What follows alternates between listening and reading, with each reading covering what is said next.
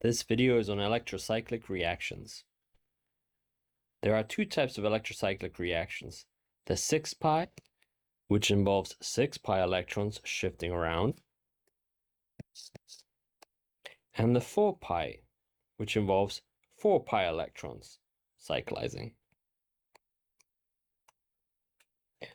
Both reactions can be started with heat or light, which interestingly enough leads to stereospecific products.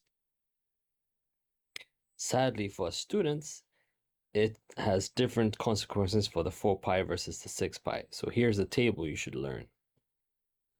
Under heating, 4-pi systems undergo a conrotatory reaction, whilst 6-pi systems undergo a disrotatory reaction.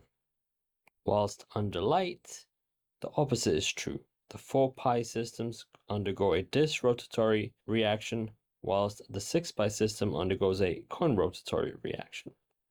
Now, if you're thinking, what on earth does that mean? Don't worry, I got you.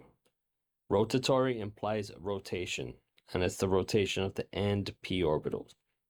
Now, if even that doesn't make sense, let me show you. If we take this octatriene, which is a 6-pi system, and we look at the molecule from the perspective of the ends of the p-orbitals, what we will observe is that, and during the reaction, when it cyclizes, the p-orbitals can rotate to overlap, or in fact, they have to overlap.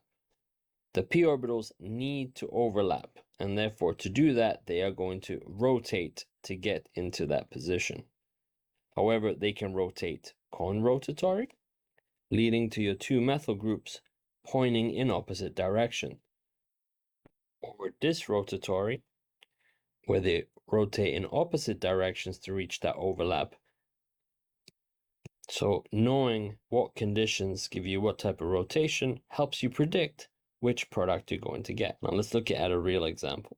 This 6-pi system under light initiation will follow a conrotatory product, which would predict that these two methyl groups that are pointing outwards are going to end up on opposite faces. And that is what we are forming this interesting cyclohexadiene with very specific stereochemistry. But of course, it can cyclize either direction, so it does also form the enantiomer. Now you give it a go. What are the products of these two reactions? You may pause now.